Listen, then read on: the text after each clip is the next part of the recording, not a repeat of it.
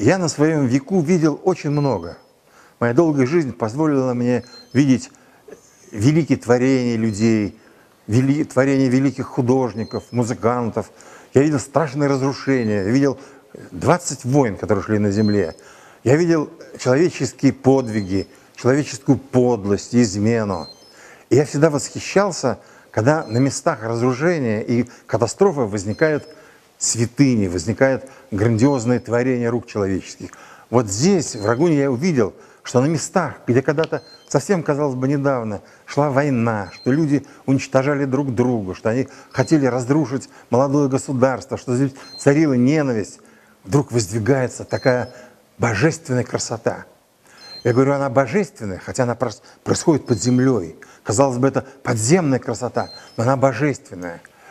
Таджики, новое таджикское государство, таджикский президент, господин Рахмон, великие инженеры, творцы, они спустились под землю, они пробили в земле целые города подземные, создали целую подземную цивилизацию, чтобы потом хлынул свет. Из этого подземелья хлынул свет и озарил Таджикистан, озарил окрестные миры, озарил всю земную жизнь. Поэтому я такого никогда не видел. Я не видел такой концентрации техники, такой воли, такой энергии. И даже становится страшно от мысли, что вот эта подземная цивилизация – это плод нашего с вами воображения, это плод нашего с вами расчета, ума, откровения какого-то. И поэтому мне кажется, что когда она будет построена, эта великая станция, но и даже теперь, когда она строится, вот сюда нужно привозить людей.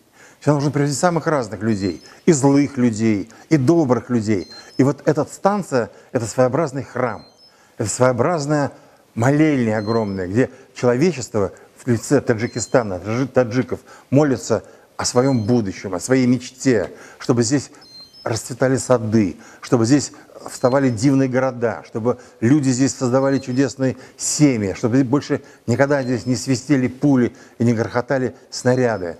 Поэтому, повторяю, у меня такое ощущение, что вот это строительство – это какой-то огромный космический цветок.